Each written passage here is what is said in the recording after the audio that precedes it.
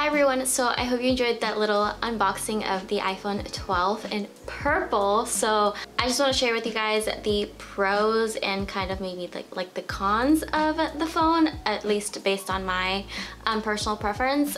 So first of all, this color I think is pretty much clear that this is stunning. Like, I personally love lavender the most. It's like my favorite color ever. I'm obsessed because one, the color is beautiful, but also number two, like the back is glass and then you have the sides which have a very kind of like metallic look, and I personally really love that. So I personally really love the look of the edges being kind of like metallic and the back being glass. So I love that, aside from also the color. Personally, I feel like unless you're truly committed to like this color and this look, I feel like maybe it wouldn't be the best phone for you, because this is a regular iPhone 12 and I know a lot of people prefer the Pro, so it totally depends on you. But I think this color is stunning though. Like, if I was currently trying to get an upgrade, I would definitely consider this because of the color.